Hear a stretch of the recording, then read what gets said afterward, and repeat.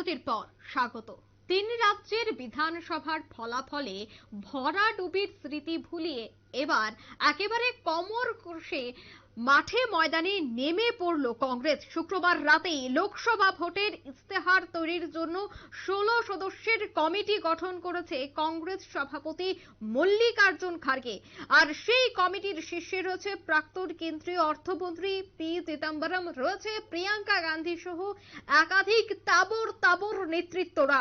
মূলত 16 সদস্যের কমিটি গঠন করা হয়েছে। সে বিষয় নিয়েই আমি বিস্তারিত জানবো। টেলিফোন লাইনে রয়েছে এক্সিকিউটিভ এডিটর নীল বণিক। নীল, একেবারে তিন রাজ্যের বিধানসভা ভোটের ভরাডুবির সেই স্মৃতি ভুলে দেখা যাচ্ছে লোকসভা ভোটের জন্য কমর কষে ঝাঁপিয়েছে কংগ্রেস এবং 16 সদস্যের একটি ইস্তেহার টিম গঠন, কমিটি গঠন করা হয়েছে। কি খবর রয়েছে সেই বিষয়ে এই মুহূর্তে তোমার কাছে? দেখো, 16 সদস্যের একটি ইস্তেহার কমিটি, সেই কমিটি আপাতত গঠন করেছে এআইসিসি। মল্লিকার্জুন খার্গের নেতৃত্বে এই কমিটি গঠন হয়েছে। তবে কমিটির মাথায় রাখা হয়েছে প্রাক্তন অর্থমন্ত্রী পি চিদম্বরমকে। তিনি দেশের প্রাক্তন অর্থমন্ত্রী এবং একজন দেশের অন্যতম নামকরা লয়ার, আইনজীবী এবং সুপ্রিম কোর্টের আইনজীবী, এবং এখন এই মুহূর্তে কংগ্রেস নেতৃত্বর প্রথম সারির যে মুখ মল্লিকার্জুন খার্গের, তারপরেই কিন্তু পি চিদম্বরমের নামটা আসে এবং পি চিদম্বরমকেই তারা মাথায় রেখেছে। এছাড়াও প্রিয়াঙ্কা গান্ধীকেও কিন্তু এই কমিটির মধ্যে রাখা হয়েছে। রাহুল গান্ধী যেমন এই কমিটির এতে রয়েছেন, তেমনি তার বোন প্রিয়াঙ্কা গান্ধীকেও রাখা হয়েছে। আর এক কেন্দ্রীয় মন্ত্রী জয়রাম রমেশ, তাকেও এই কমিটিতে রাখা হয়েছে। আর এক কেন্দ্রীয় মন্ত্রী আনন্দ শর্মা, প্রাক্তন কেন্দ্রীয় মন্ত্রী জয়রাম রমেশ, তাকেও রাখা হয়েছে। আর এক প্রাক্তন কেন্দ্রীয় মন্ত্রী আনন্দ শর্মা, তাকেও এই কমিটিতে রাখা হয়েছে। সিদ্ধারামাইয়া, কর্ণাটকের মুখ্যমন্ত্রী, তাকেও রাখা হয়েছে।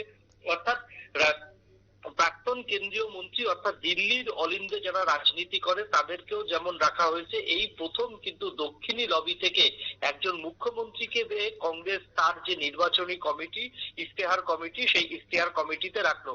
এই মুহূর্তে দুটি রাজ্যে দক্ষিণে মূলত কংগ্রেস এককভাবে ক্ষমতা রয়েছে। এক হচ্ছে কর্ণাটক আর দুই হচ্ছে তেলেঙ্গানায় কাউকে না রাখা হলেও কর্ণাটকের যিনি মুখ্যমন্ত্রী তাকেই এই কমিটিতে রাখা হয়েছে। আপাতত 16 জনের কমিটি করা হয়েছে।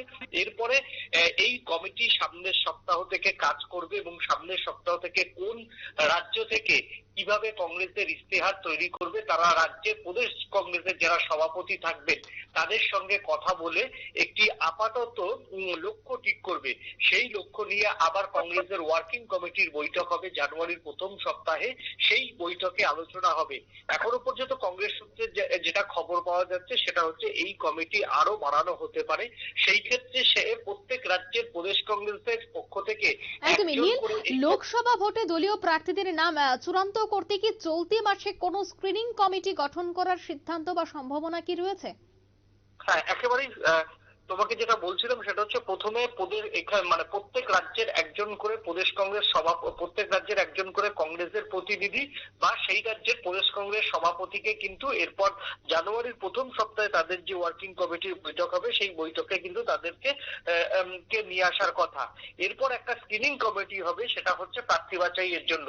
স্ক্রিনিং কমিটি ইতিমধ্যেই মল্লিকার্জুন খার্গে কমিটি তৈরি করা হয়নি, তবে কমিটি নিয়ে কিন্তু তিনি আলোচনা শুরু করে দিয়েছেন এবং সেই ক্ষেত্রে কোন প্রদেশ কংগ্রেস সভাপতিকে সেই ক্ষেত্রে রাখা হচ্ছে না। কংগ্রেসের যারা অবজারভার রয়েছে, প্রত্যেকটি রাজ্যের যারা অবজারভাররা রয়েছেন সেই অবজারভাররা থাকবেন এই কমিটিতে। অবজারভাররা আগে প্রত্যেক রাজ্যের সভাপতিদের সঙ্গে এবং প্রত্যেক রাজ্যের প্রদেশ নেতৃত্বের সঙ্গে কথা বলে একটা প্রপোজাল নোট এআইসিসির কাছে জমা দেবে। এআইসিসির যে 6 জনের স্ক্রিনিং কমিটি হবে সেই 6 জনের স্ক্রিনিং কমিটি হচ্ছে আলোচনা করে তারপর তারা এআইসিসির যে সর্বোচ্চ নীতি নির্ধারক কমিটি রয়েছে সেই নীতি নির্ধারক কমিটির কাছে জমা দেবে। এক কথা, জানুয়ারির প্রথম সপ্তাহ থেকেই কিন্তু কংগ্রেস পুরোপুরি 2024 সালের যে নির্বাচন, সেই নির্বাচনে একদিকে যেমন তারা প্রার্থী ঠিক করা নিয়ে তারা যেমন আলোচনায় বসছেন, তেমনি প্রত্যেক রাজ্যের ক্ষেত্রে তারা ভালো করেই জানেন আলাদা আলাদা ইস্তেহার প্রকাশ করতে হবে। আর একটা সেন্ট্রালি তোমার হচ্ছে একটা হচ্ছে তোমার ইস্তেহার প্রকাশ করতে হবে। এই দুটো কাজ অত্যন্ত টাফ। তার জন্য তারা সেই মোটামুটি ফেব্রুয়ারি মাসের মধ্যে এইটা তৈরি করে রেখে দিতে চাইছে। অর্থাৎ লোকসভা ভোট ডিক্লিয়ার আর হওয়ার মধ্যে পরেই অন্তত 2-3 দিনের মধ্যেই তাদের যাতে ইশতেহার প্রকাশ করে দেওয়া যায় এবং তারা কি নিয়ে মূলত যাবে সেইগুলো নিয়ে তারা প্রচার কর্মসূচি ঠিক করবে। অর্থাৎ যে সমস্ত রাজ্যের প্রাদেশিক ইস্যুগুলি আছে সেই সমস্ত ইস্যুগুলি নিয়ে যাতে দিল্লির কেন্দ্রীয় নেতারাও যাতে ওয়াকিবহাল থাকেন, তারা সেই রাজ্যের প্রচারে গেলে সেই বিষয়গুলি নিয়ে যাতে জনমানুষের সামনে বক্তৃতা রাখেন, তার জন্যই কিন্তু এই কমিটিগুলি অগ্রিম করার সিদ্ধান্ত নিল এআইসিসি। এখন দেখার এই মাস 8 দিন 2 পরে কিন্তু সেইভাবে দিল্লিতে কোনো কাজ হবে না, বা জানুয়ারি মাসের 2 থেকে 3 তারিখ সমস্ত রাজনৈতিক দলের কাজ হবে এবং লোকসভার অধিবেশন শেষ হয়ে যাচ্ছে। লোকসভার অধিবেশন শেষ হলেই কিন্তু কংগ্রেস সাংসদরা তাদের নিজেদের এরিয়ায় প্রচারের জন্য ঝাঁপাবে, এমনটাই কিন্তু নির্দেশ দিয়ে দিয়েছে এআইসিসি।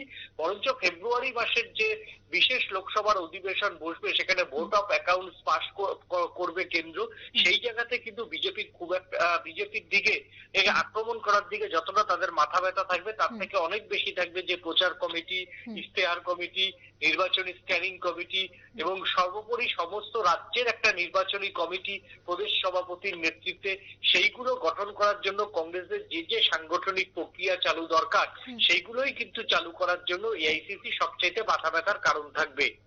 একদমই ধন্যবাদ নীল। এই মুহূর্তে কংগ্রেসের ইস্তেহার কমিটির মাথায় রয়েছে পি চিদম্বরম। 16 জনের ইস্তেহার কমিটি তৈরি করা হয়েছে এআইসিসির পক্ষ থেকে এবং আগামী দিনে রণকৌশল অর্থাৎ 24কে কেন্দ্র করে একাধিক রণকৌশল এবং সাধারণ মানুষের কাছে কিভাবে পৌঁছে দেওয়া যায় সেই বিষয় নিয়ে কিন্তু 16 জন সদস্যের আগামী দিনের বৈঠক অতি গুরুত্বপূর্ণ বা তাৎপর্যপূর্ণ বলে মনে করছে রাজনৈতিক মহল। নিয়ে নিচ্ছে ছোট্ট টিভি বিজ্ঞাপন বিরতি, সাথে থাকুন।